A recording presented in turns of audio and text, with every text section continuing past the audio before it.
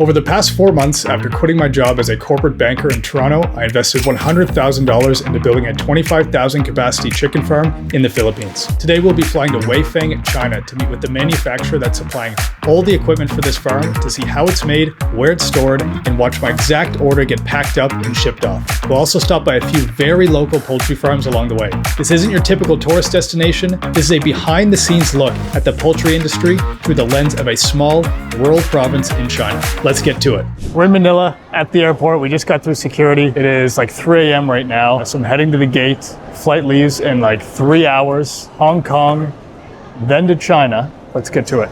We're in row 71, so if I'm not mistaken, I don't think I got the first class seat. I think I actually have a connecting flight just to get back to my seats here in this plane. 6.5 hours later. This is one barangay to the next to get back to our seat.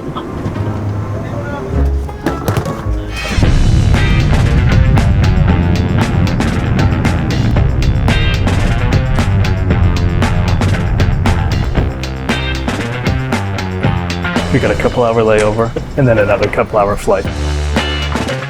Quality airport here. So spacious, like so much empty space. You can just actually sit and chill, which is nice. All right, we are doubling down on healthy food here. We got Shake Shack fries and fried chicken at 3 a.m. and we're following that up with Burger King. We are primed and ready to stress test the integrity of these Chinese bathrooms. Got a little too casual there.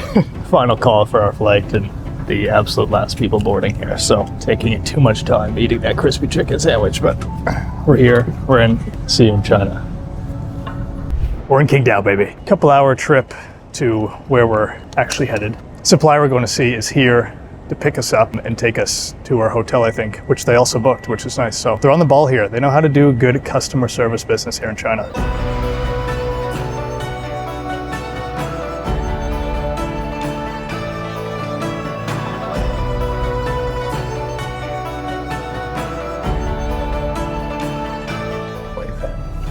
The hotel here. Yeah. Right. We found our room. Let's check it out. See what it's all about inside. Here we are. Good view. Holy apartment complexes. Look at that. That is dense living. Let's finish a quick tour. We have closet, bathrobes. May use those later. Umbrella. The bathroom here. Toilet, shower. So nice room, actually. There's just something about hotel rooms when you get in. It just is a comfy, cozy vibe here. So it's interesting. This is what it's all about here. Combining work with some travel. You get the best of both worlds. It's really interesting. Even if it's not out here just to leisure, you still get to tour around and see the area a bit. And, you know, it's exciting. So I'm happy to be here. We'll see what we get into.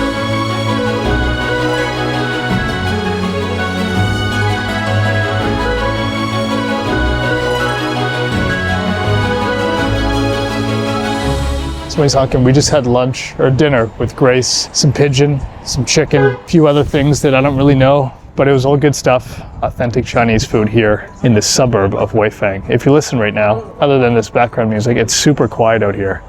And there's not many people around, honestly. This is like probably one of the busier intersections here. And look at the apartment building.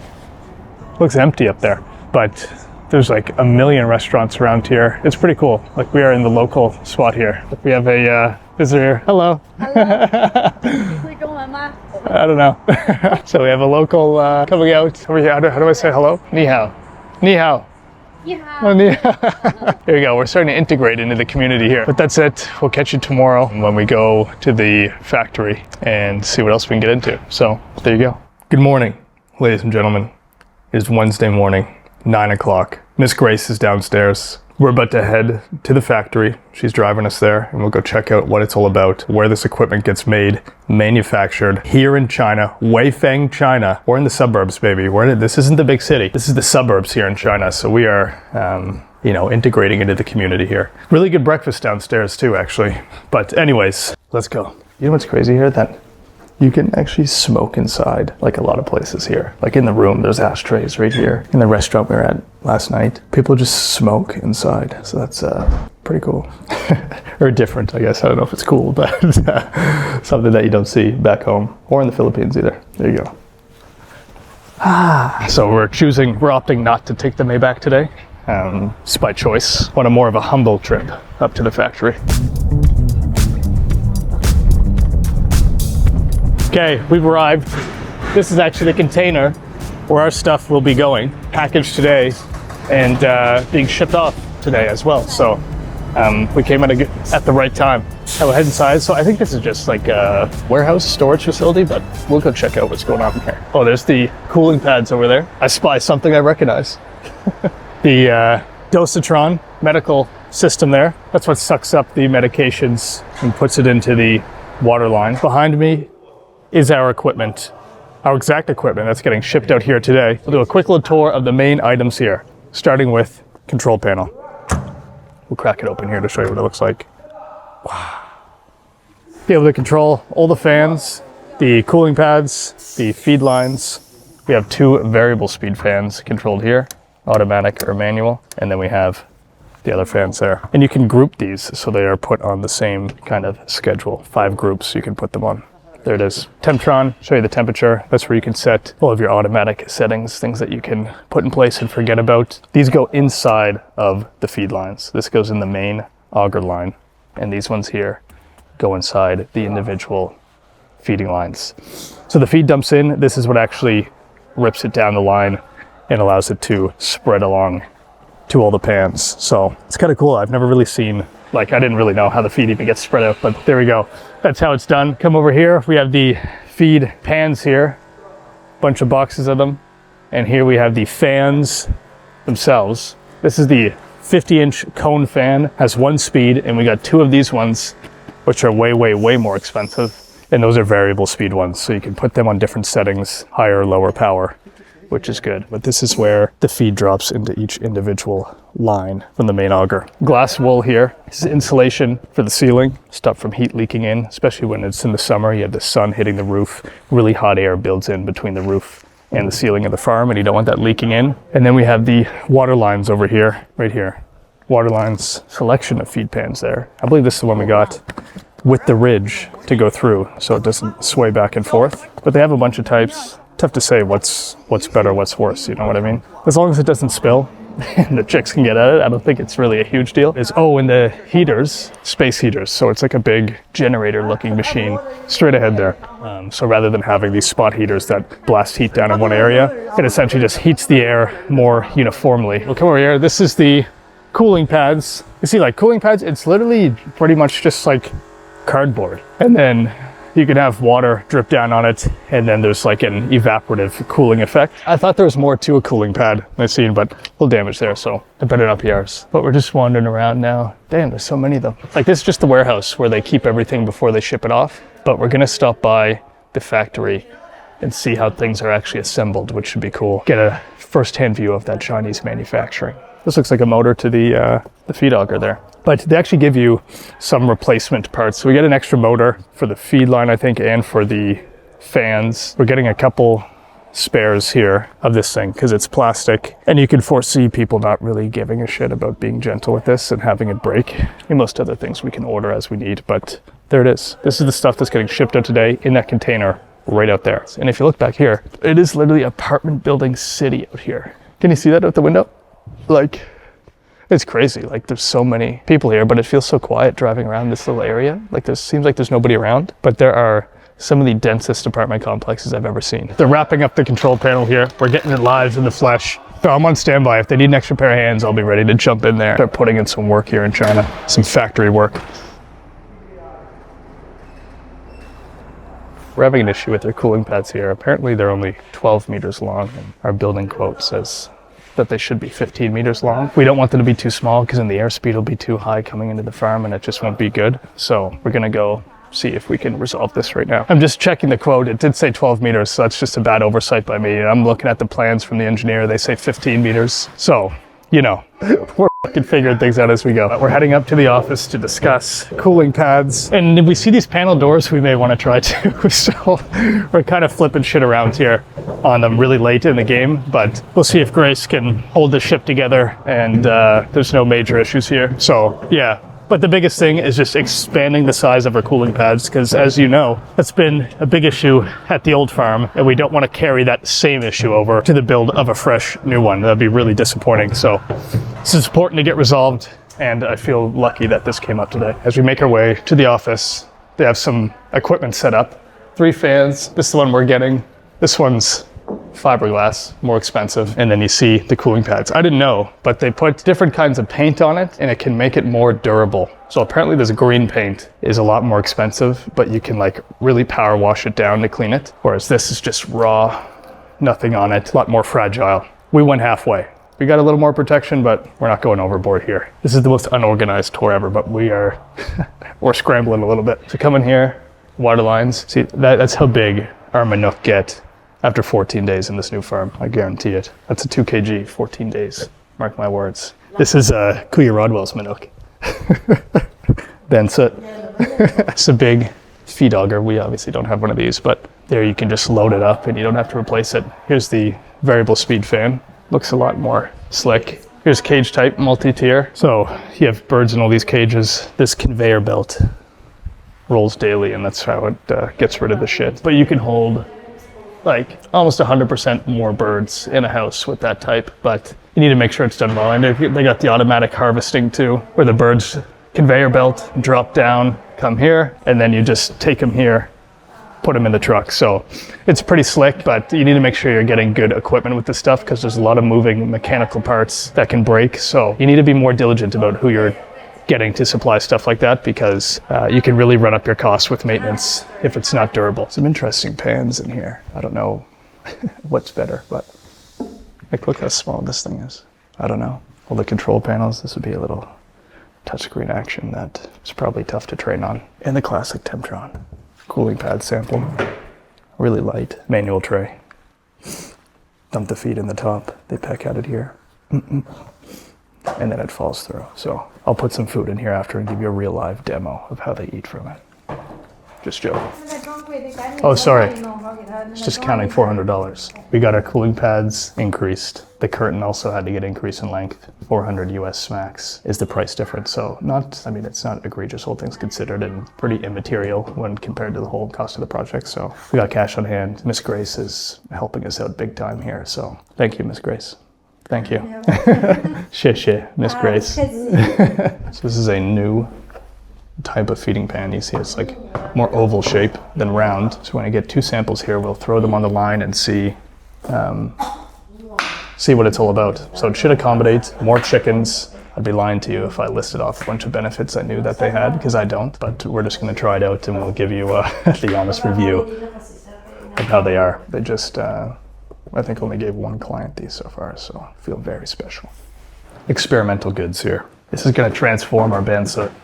So this should take us to the next level. We got no excuses now. We got experimental pans, we got new pans, we got our cooling pads sizing optimized. So any bandsaw is just a absolute disappointment in management. So here you go. I might eat out one of these tonight just to test it out. So it's kind of just started to get unloaded. Looks like they have a few feed pans in there. Still a long ways to go. Progress is being made. And we just saw the owner, which is pretty cool. I'm always have a great respect for people you meet that have started companies like this, because it's quite capital intensive. There's a lot of moving parts. They have a manufacturing facility where they manufacture, I think she said, just the feeding and drinking lines, which is pretty cool. But that's how a lot of these companies are. A lot of companies in the Philippines too, people that I've met, kind of the same thing. You source most products, and then you start bringing in-house what makes economical sense with the capabilities that your company has, and then you slowly expand over time to bring in more products that are going to help you reduce costs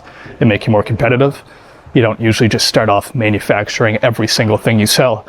You need to lean on suppliers too to help you out in that way. Yeah, so we'll go check that out tomorrow, I believe, and see how things are actually getting manufactured. But we'll go check out what the truck looks like here. Down at the end, they're bringing in the cooling pad right now.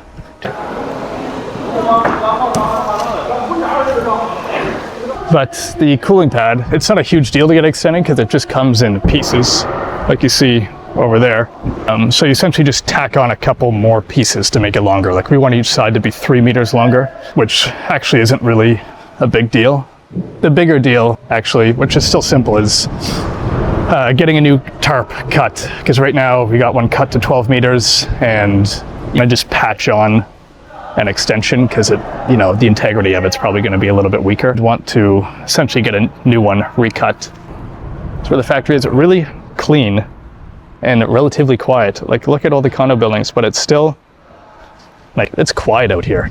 I find it's cool going to places where you're not in like the tourist areas. Like, obviously there's still a lot of stuff in China where you'd want to go see touristy stuff.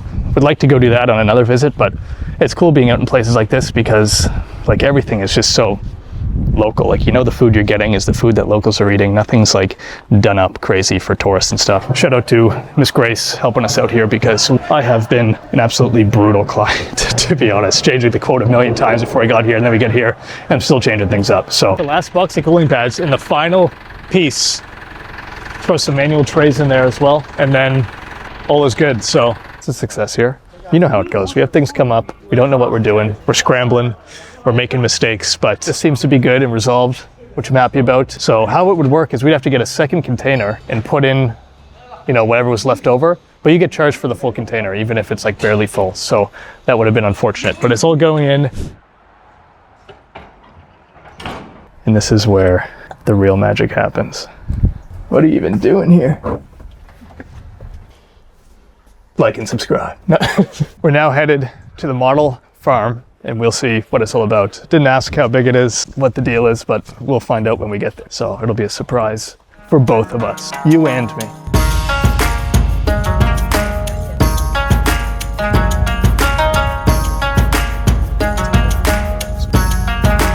We're here at the farm. Doesn't look so different from a barangay in the Philippines, actually. So there's some greenhouses here, I think. So we're in these local China streets here. Hey, it's layer farm here. It's been here for more than 10 years. 14 years. Wow. The equipment's been lasting. These look fresh. Don't really know anything about layer farms. So the eggs will come down into here, into this tray. That's a shit ton of feed. I guess I'll fill it up into here, but it's dusty. But I guess this place has been here for like 15 years. So yeah, I thought we were going to a broiler farm, but I guess it's super strict on having visitors. So we'll see if we can go to one tomorrow. It's pretty dirty in there. And no lights on. I'm no layer expert, but I don't know if that's really the best environment for them, but who am I to judge?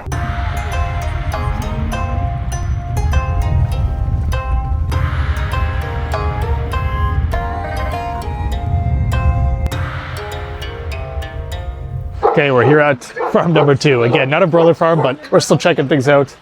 We got some eggs in there. It's a more lively scene here. I'm not gonna go try to make friends with him. I don't know if I've ever seen a dog that big. Cracked eggs here. And some fresh ones here.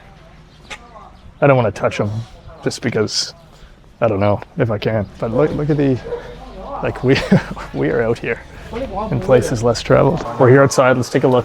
I've never been inside of a layer farm with hens in it.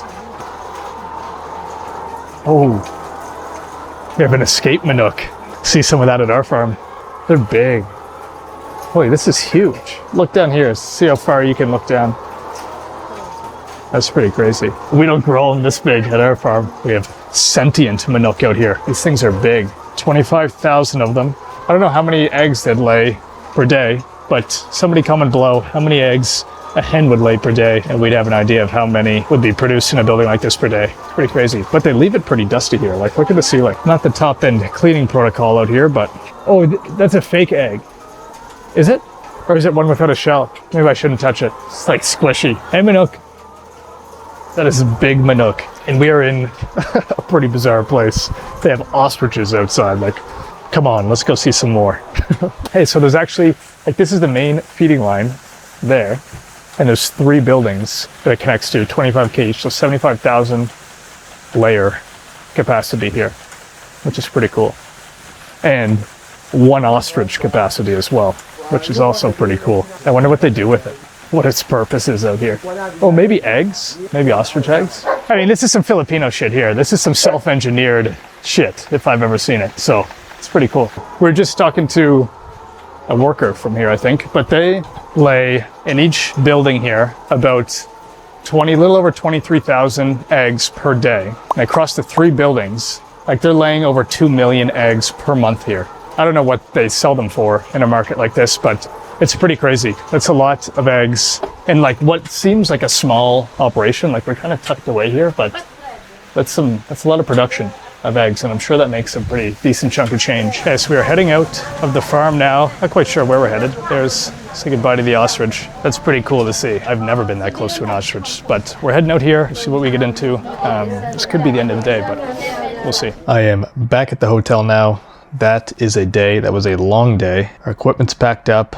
We saw unexpectedly a couple layer farms and an ostrich. Be calling it a night, and this will probably be the end of the video. So like, subscribe, stick around, all that good stuff. There's lots of exciting things to come. Thanks for watching. Peace.